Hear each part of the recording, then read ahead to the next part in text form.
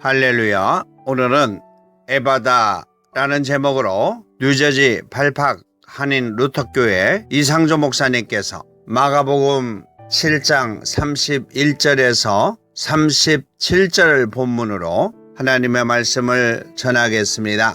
예수님께서 다시 두로 지경에서 나와 시돈을 지나고 데가볼리 지경을 통과하여 갈릴리 호수에 이르심에 사람들이 귀먹고 어눌한 자를 데리고 예수님께 나와 안수하여 주시기를 간구하거늘 예수님께서 그 사람을 따로 데리고 무리를 떠나사 손가락을 그의 양 귀에 넣고 침을 뱉아 그의 혀에 손을 대시며 하늘을 우러러 탄식하시며 그에게 이르시되 에바다 하시니 이는 열리라는 뜻이라. 그의 귀가 열리고 혀에 맺힌 것이 곧 풀려 말이 분명하더라. 예수님께서 저희에게 경계하사 아무에게라도 이르지 말라 하시되 경계하실수록 저희가 더욱 널리 전파하니 사람들이 심히 놀라 가로되 그가 다 잘하였도다. 귀머거리도 듣게 하고 벙어리도 말하게 한다 하니라. 아멘. 예수님께서 두로 지경에서 나와 시돈을 지나고 데가볼리 지경을 통과하여 갈릴리 호수에 이르렀다고 본문에서 말씀을 시작하고 있습니다. 두로와 시돈은 상업지역이며 세상의 모든 물정이 다 있는 지극히 세상을 대표하는 지역이라고 할 수 있습니다. 그리고 데가볼리는 갈릴리 바다 동쪽과 남쪽에 위치해 있는 예수님 당시에 대표적인 10개의 도시가 있는 곳을 말하는 것으로 무역적으로, 정치적으로, 그리고 군사적으로 대립하고 있는 지역으로 지금 안정되지 않고 있는 이 세상을 잘 표현해주고 있는 곳입니다. 특히 두로는 아합 왕 때에 우상을 섬겨 여호와의 징벌을 받았던 곳으로 지금처럼 허무한 세상을 대표하는 곳이라고 할 수 있는 곳입니다. 예수님께서는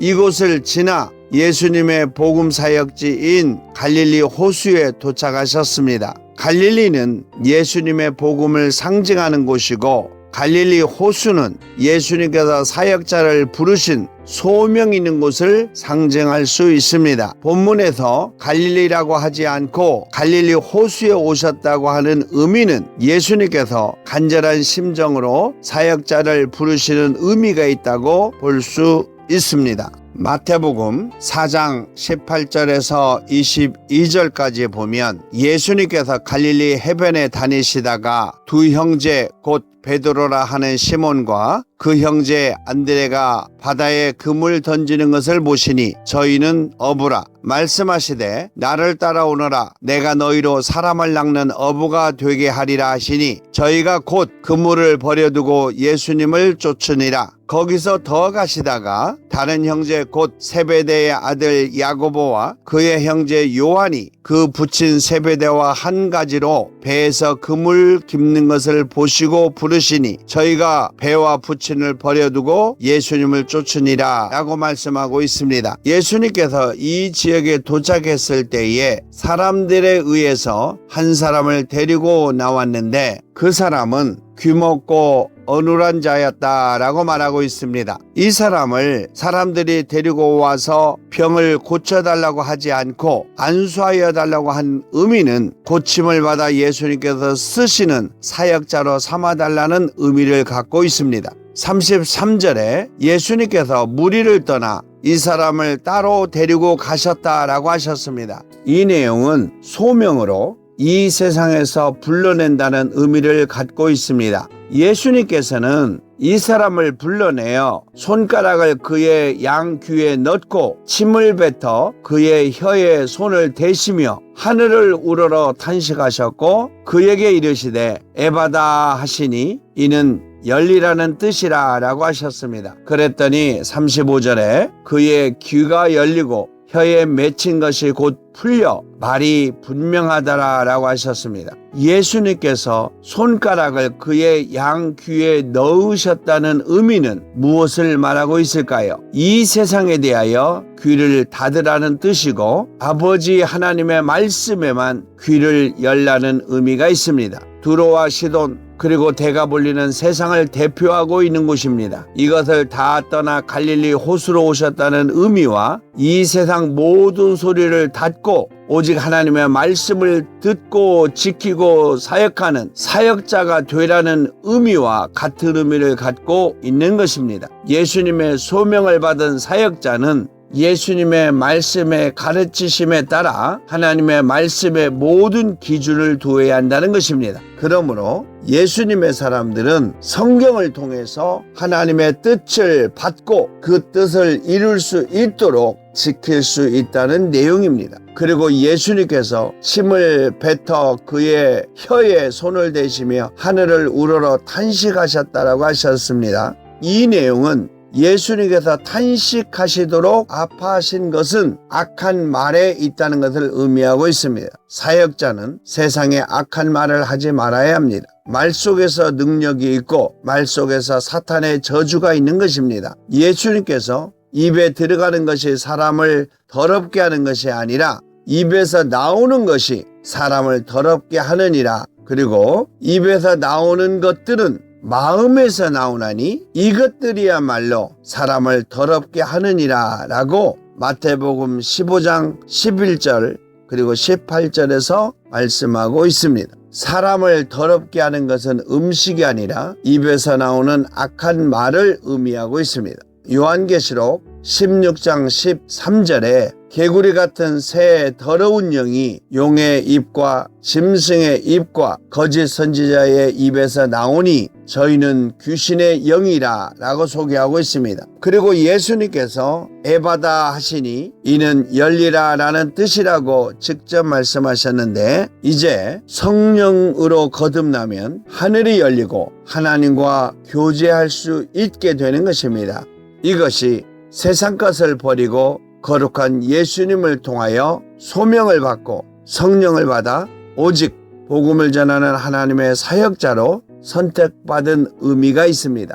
그런데 예수님께서 소명을 받은 자들에게 말하기를 저희에게 경계하사 아무에게라도 이르지 말라 하시되 경계하실수록 저희가 더욱 널리 전파하니 사람들이 심히 놀라 가로되 그가 다 잘하였도다. 귀머거리도 듣게 하고 벙어리도 말하게 한다 하니라 라고 하셨습니다. 예수님께서는 귀가 열리고 혀가 풀려 말이 분명하게 하는 자에게 경계하사 복음은 전하되 자랑은 하지 말라고 하셨는데 그는 복음을 전한다고 하면서 자기 자랑을 더욱 널리 전파한 결과가 된 것입니다. 쉽게 말하면 천국 복음을 전하고 자기 자랑 즉 세상적인 것은 자랑하지 말라는 것입니다. 그런데 사람들은 세상적인 말을 더 좋아하고 목사님의 설교에도 이야기처럼 스토리가 있는 간증은 좋아하지만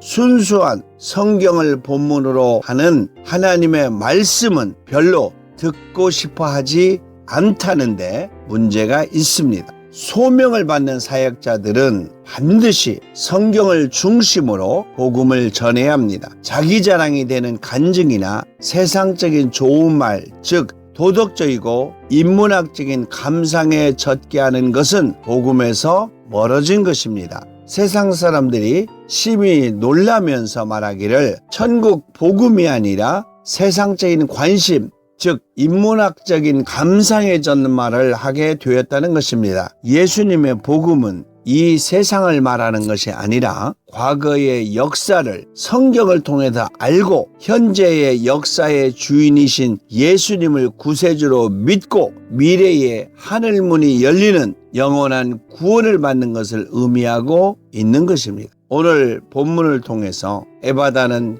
열리다라는 뜻인데 이 내용을 통해서 예수님께서 소명을 통하여 제자들과 같은 사역자를 부르시는 내용이 무엇인지를 생각해 보고자 합니다. 첫째, 예수님께서 소명으로 불러주신다는 것입니다. 33절에 따로 데리고 무리를 떠나사라고 말하고 있습니다. 사람들이 데리고 나왔지만 선택과 소명은 예수님께서 하신다는 것입니다. 요한복음 1장 48절에 보면 나다나엘이 가로되 어떻게 나를 아시나이까? 예수님께서 대답하기를 빌립이 너를 부르기 전에 내가 무화과 나무 아래 있을 때에 보았노라 라고 말하고 있습니다. 빌립의 전도를 통해서 우연히 온 것 같지만 나는 너를 이미 선택해 놓았다라는 예수님의 소명을 말씀하고 있는 것입니다.